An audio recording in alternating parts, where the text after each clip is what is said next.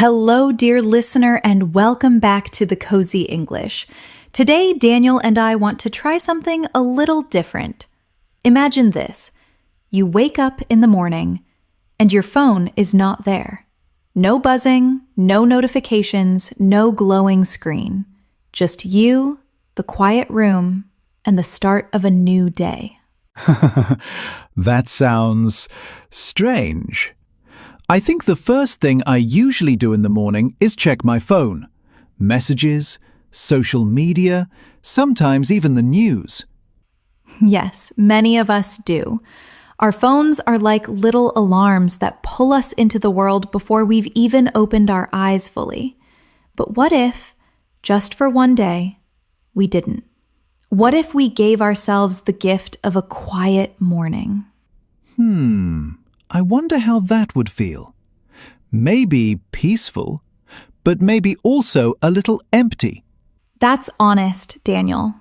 At first, it can feel strange, even uncomfortable. But sometimes, in that quiet, something new appears. Instead of rushing into messages, we can notice the sunlight through the window or the sound of our own breath. Have you tried it, Emma? Yes. I remember one morning when I left my phone in another room. At first, I reached for it automatically. My hand almost didn't know what to do. But then I just lay there. I listened to the birds outside. I stretched slowly. And for the first time in a long time, I felt like the morning belonged to me. That actually sounds nice. I usually feel rushed in the morning. Like I have to jump into the world right away. But maybe without my phone, I could start slower. Exactly. The morning sets the tone for the whole day. If we begin in quiet, we carry that calm with us. But if we begin with noise, our minds feel noisy too. You're right. Sometimes, after checking my phone, I already feel stressed before breakfast. Maybe I need to try this. Even just one morning can be a gentle experiment to see what happens when you wake up to your own thoughts instead of the world's demands. I think I'd like to try. It might feel strange at first, but maybe also free. That's the invitation of a phone-free morning, to give yourself back those first quiet minutes of the day. Daniel, after that quiet start in the morning, the day continues. And without a phone, even the most ordinary tasks can feel surprisingly different. Different how? I mean, daily tasks are just boring sometimes. Washing dishes, eating lunch, waiting for the bus. That's exactly when I grab my phone. Yes, that's true. But imagine this. You're washing dishes, and instead of holding a phone in one hand, you're just there. You notice the warm water, the smell of the soap, the sound of the dishes clinking. It becomes less of a chore and more like a little meditation. That sounds calm. Usually, when I wash dishes, I put on a video or music, but maybe if I don't, I could actually feel more present. Exactly. Our phones often pull us away from the simple beauty of daily life. Without them, even eating can feel different. Think of lunch. Without scrolling, you actually taste the food, notice the colors on the plate, and maybe even feel gratitude for it. Oh, I do that sometimes when I forget my phone at home. At first I feel uncomfortable, like something is missing. But then I notice little things. The sound of people talking around me, or how the sunlight hits the table. Yes, those little details. They are always there, but with a phone in hand, we often miss them. Without the distraction, daily routines can become small moments of connection with ourselves and the world around us. But what about waiting? Like at the bus stop? That's the hardest time for me. Without my phone, I just feel bored. That's true. Waiting can feel long without a phone. But boredom can also be a gift. It gives space for thoughts to appear. Sometimes in those moments, we remember something important or even feel a little creative spark. Creative spark? From boredom? Yes, some of the best ideas come when we are simply waiting without anything to do. Our minds wander, and suddenly we see things in a new way. That's interesting. I think I usually push boredom away as fast as possible, but maybe I'm missing something. Exactly. Without a phone, daily tasks and even boring moments can become invitations to notice, to breathe, to imagine. So maybe being present in daily life is like discovering a hidden world. One that was always there, but I was too busy scrolling to see it. Yes, Daniel. A hidden world in plain sight. Daniel, something interesting happens when we put our phones away. We suddenly have more space for real conversations. You mean like face-to-face talking? Exactly. Think about the last time you had dinner with friends. Was anyone checking their phone? Oh yes, always. Even me. Sometimes I catch myself nodding while scrolling. I feel bad later, like I wasn't really listening. I think many of us do that. But when the phone is not there, we give each other our full attention. We look into someone's eyes. We hear the little pauses, the tone of their voice. It creates a deeper connection. That reminds me of one time my phone battery died at a cafe. At first I felt nervous, like I was missing something.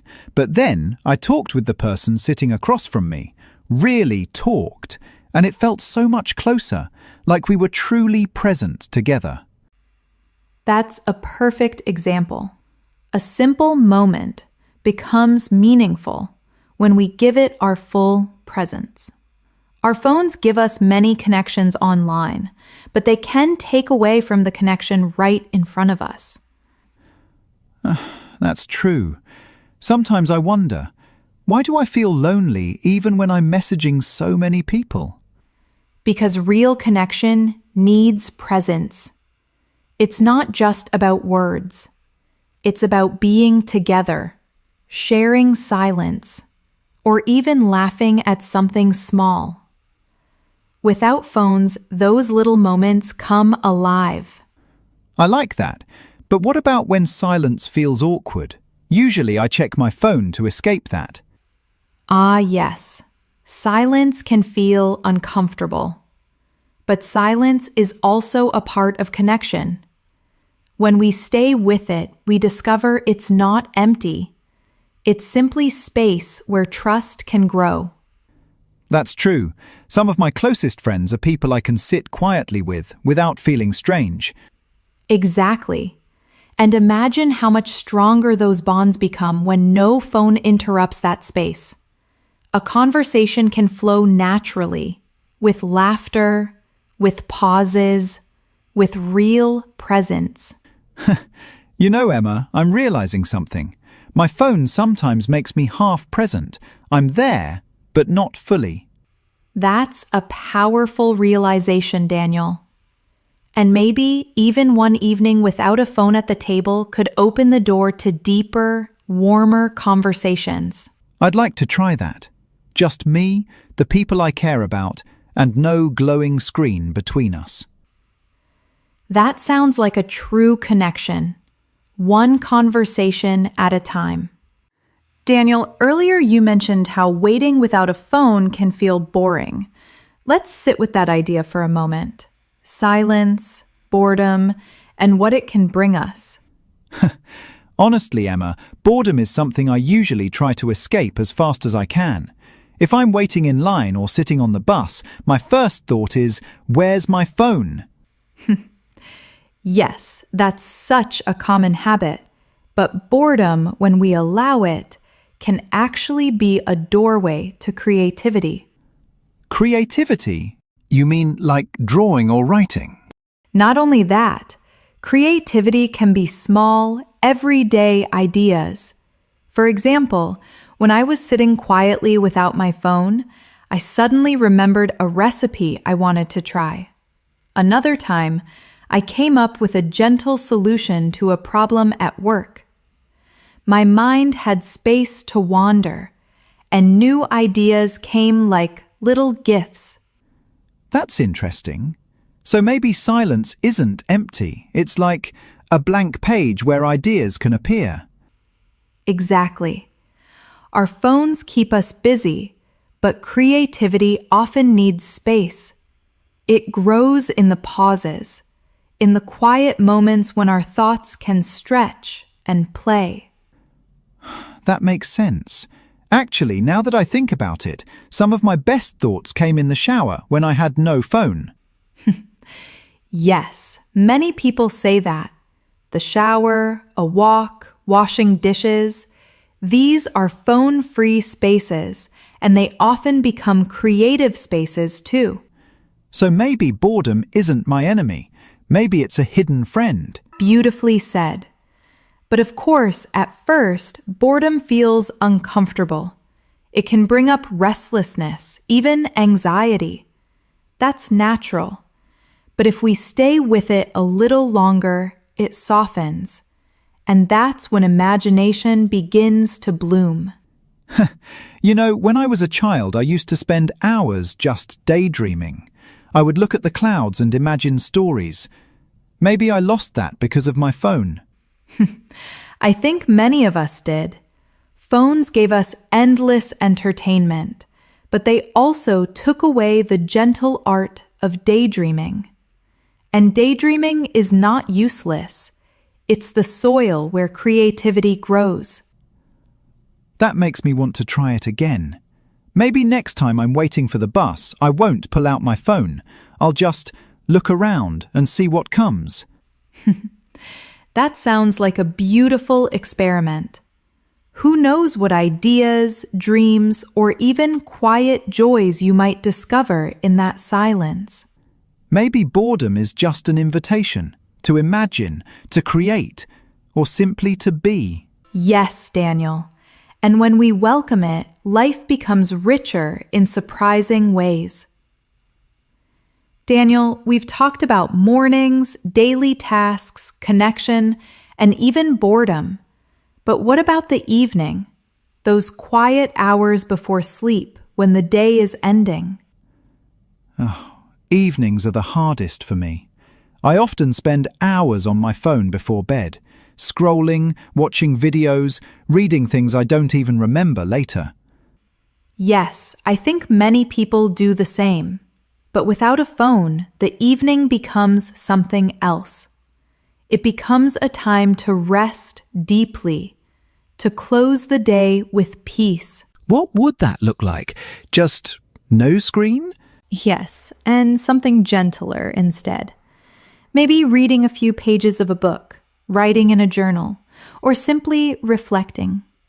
What was good about today? What can I let go? These small rituals calm the mind, so sleep comes easier. That sounds really different. When I use my phone late at night, I notice my mind feels noisy, even when I try to sleep. Exactly. The blue light of screens, the endless information, they keep our minds awake. But when we end the day with quiet, we tell our bodies it's time to rest now. So without my phone, bedtime could feel more like a gift, not just the end of the day. Yes, it's like closing a book with care instead of dropping it on the floor. A calm ending prepares us for a new beginning tomorrow. I like that image. Maybe tonight I'll try leaving my phone in another room. Just me, my thoughts, and maybe a notebook. That sounds wonderful, Daniel. And perhaps you'll notice something simple but powerful. A lighter heart, a deeper sleep, and a gentler morning waiting for you. Dear listener, as we close this conversation, I invite you to imagine one day without your phone. Not forever, just one day, morning to evening. What might you discover? Maybe a slower morning. Maybe more presence in the small routines. Maybe deeper conversations, or even space for creativity. Yes, and perhaps at the end of that day, a feeling of peace, a sense that you lived more fully in each moment. I think I'd like that. And maybe our listeners would too. So, until next time, may your days be filled with presence, your conversations with connection, and your evenings with peace. And maybe, just maybe, a little less scrolling. Yes, Daniel. Thank you for joining us in this cozy reflection. We'll meet you again soon.